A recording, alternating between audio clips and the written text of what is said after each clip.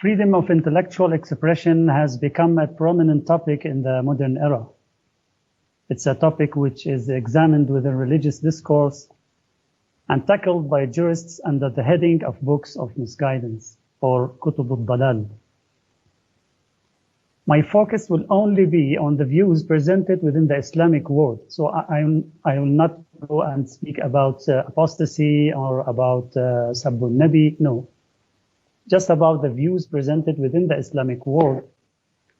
So an examination of the jurisprudential literature with its different schools will lead us to the following three observations.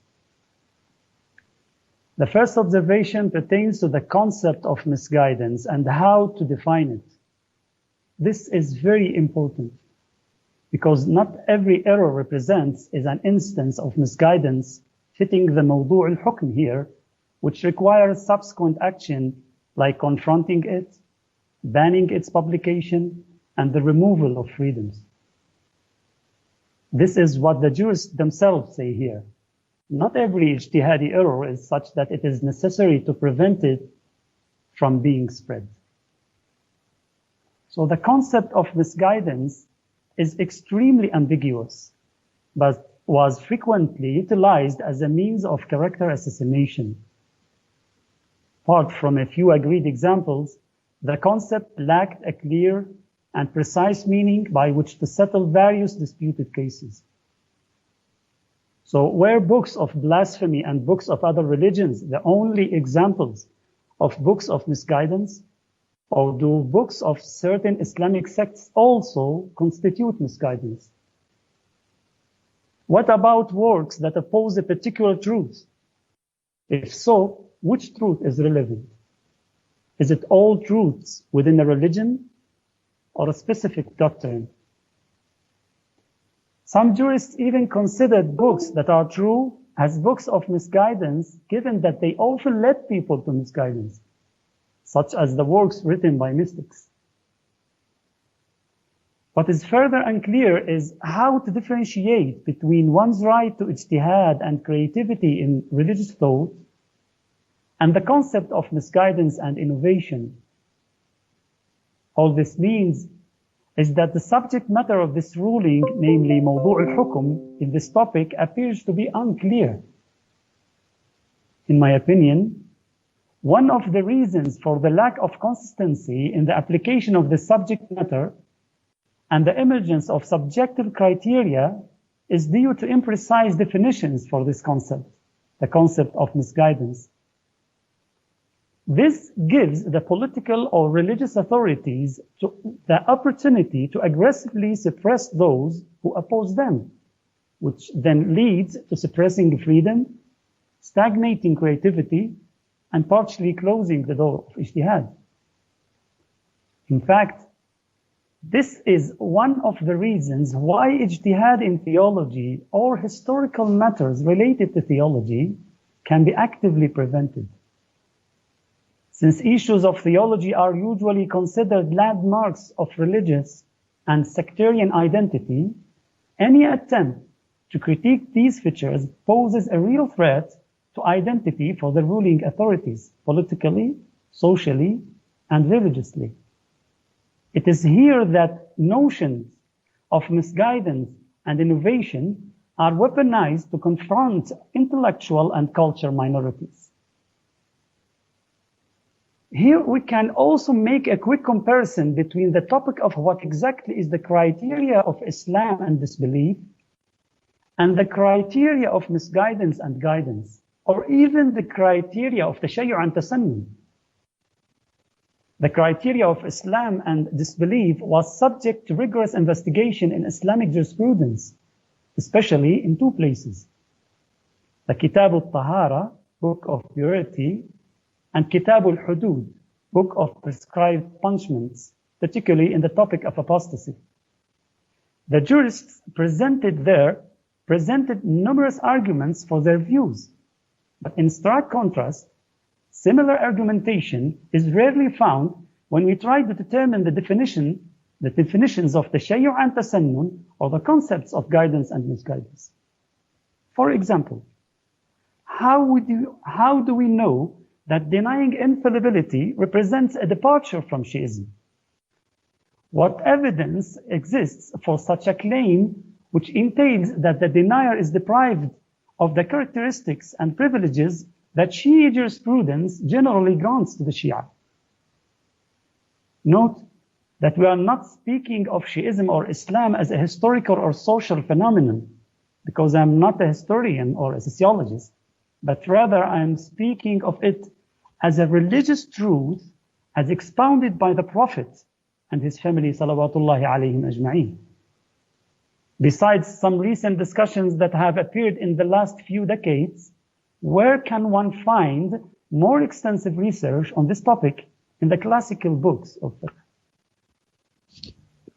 In our topic of discussion, the most difficult thing to determine is the definition of misguidance, or the one who is lost, because it is by this definition that we can affirm that what they say represents misguidance, or what they write is classified as a work of misguidance. Where did the jurists discuss this definition? Also, another important thing to note here is that delegating the ability to determine the instances of misguidance to the religious or political authority carries a high risk and is a potential threat to freedoms and rights.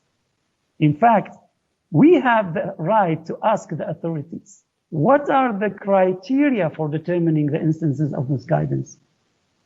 What is the justification for choosing any particular standard?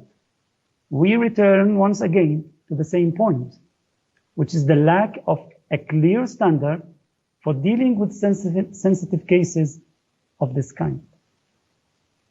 Here, I must refer to another important matter, which is that many jurists acknowledge that identifying external instances of a subject matter, meaning تشخيص الموضوع, is not part of a responsibility of a jurist as a jurist, unlike deducing the actual subject matter itself, الموضوعات المستنبطة. And in fact, their identification is not binding on others to begin with. So, they acknowledge this themselves. They continue to practice the process of identifying instances within their ijtihad, which results in the issuing of a fatwa that contains an element over which a jurist had no authority. So just to give a hypothetical example, they may determine that tea leaves are eaten, and so it is impermissible to prostrate on it. However, when there is no textual evidence from the Quran or Sunnah regarding tea leaves, a jurist should simply say that a person has to prostrate on something that is not eaten, rather than identify whether tea leaves can be prostrated on or not. Really, there are many real examples for this throughout the books of fiqh. In my opinion, the same error has occurred in our discussion. You will find that the jurists have taken their general conceptions of guidance or misguidance and applied them to certain ideas in according with their own personal opinions, despite the religious texts not identifying these ideas as misguidance. I mean here, as being instances of mawdu' al-hukm in these cases. Further, there is generally nothing in the Quran and Sunnah which says those who hold some of these ideas are to be deprived of their freedom of expression. When the religious texts indicate for you that the Ahlul Bayt possessed wilayah takwiniyah, or that the companions were absolutely just, this does not mean that one who denies any of these two ideas should be deprived of the freedom and the right to present their own ijtihad. Why? Because they do not believe these texts indicate these ideas. A text that affirms an idea based on one's ijtihad does not necessarily say anything about the attitude one should have towards those who deny the very same ideas as a result of mistaken ijtihad. The second observation This observation pertains to the Quran and how it has been used in this discussion. It is clear that the Quran does not speak directly about this issue of kutub al-dalal.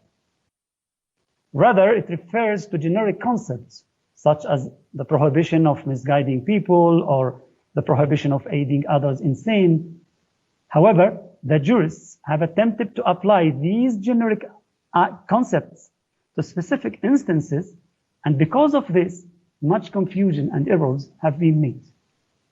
Here, once again, the jurist supposes that every ijtihad he is not familiar with or finds strange, whether it be in jurisprudence, theology, history, or elsewhere, necessarily implies that it is misleading others without knowledge, which is an idea mentioned in the Quran in Surah Luqman, verse 6 and elsewhere. وَمِنَ النَّاسِ مَنْ يَشْتَرِي لَهْوَ الْحَدِيثِ لِيُضِلَّ عَنْ سَبِيلِ اللَّهِ بِغَيْرِ عِلْمٍ. So this person is one of these people. However, if the concept of misleading others without knowledge were to be applied to every ijtihadi error, the door of ijtihad would have to be closed in jurisprudence itself. Rather, the concept of strange or unfamiliar jurisprudence is itself ambiguous and misleading. Others may differ with respect to the correct methodology in ijtihad itself. And in this case, it is only natural that the results of one methodology are going to look strange or unfamiliar to the proponents for another methodology. This means that if we make the criteria of guidance familiarity with ijtihad, meaning to use the established methods of ijtihad that they approve of, then this appears to ultimately close the door of doing ijtihad in determining what exactly is the correct methodology, which is extremely problematic. Just like a jurist imagines that opening the door for alternative forms of thinking is tantamount to aiding in sin, al-ta'awun ala al-ism, it may nevertheless, from another perspective, be tantamount to aiding in piety, ta'awun ala al-taqwa. This is due to two reasons. Firstly, because it aids a mujtahid or a specialist by granting them the right to think. And secondly, it develops and deepens religious studies by expanding ideas and horizons. And both of these reasons are from the maqasid or the objectives of the Sharia. So what I just mentioned dealt with the Quranic evidence that has been used to tackle the subject of kutub al-dalal. However, when looking at the Sunnah, what is quite shocking is that no textual evidence, besides around 4 or 5 traditions, 2 or 3 of which are weak. Even most of these existing traditions do not support the idea of suppressing individual freedoms. In fact, when we look at the hadiths and historical sources, we find a contrary notion, where the Prophet or the Imam did not confront those with opposing views by suppressing their freedom to express it. I have brought several reports regarding this in my paper. Based on my humble opinion on عدم حجية خبر الواحد الظني مطلقا, I discussed this idea in my book حجية الحديث, عدم حجية خبر الواحد مطلقا in religious rulings, and more specifically in critical matters, relying only on 3 or 4 narrations to justify the confiscation of freedoms and suppressing other opinions is unsound. My final observation: rational proofs have been some of the main arguments used by jurists when dealing with the topic of kutub al-dalal. These arguments were then applied contextually to help deal with deviant thought. There is no religious command found in the scriptural sources that specifies a particular method of how to tackle falsehood. This gives us the space to come to a reasonable solution that does not necessarily result in taking away intellectual freedoms. A comprehensive reading on this subject concludes that while the law gives importance to protecting religious values, it has not prescribed for us specific measures that we can use in countering devious thought. This entails that we have been left free to employ measures that are moral and rational and in accordance with the changes of time and place. And if previous jurists have adopted a path of confrontation based on the culture or the circumstances of their time, this doesn't mean that the path they took presents a basis that transcends time and place. On the contrary, it invites us today to think about the best ways to achieve the higher objectives of the religion, which is to provide the highest percentage of people with the message of religion and to achieve their true and realistic adherence to these religious values.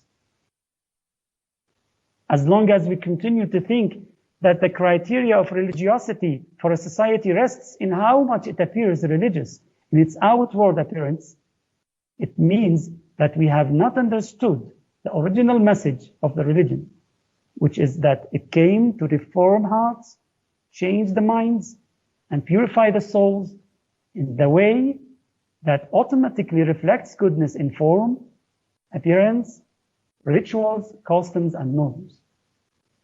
As such, forcing this apparent outward nature of religion onto people as a prerequisite to reform their souls in today's day and age sometimes results in the opposite of what was intended. The best evidence for the validity of this claim is the experiences of people in some Islamic countries.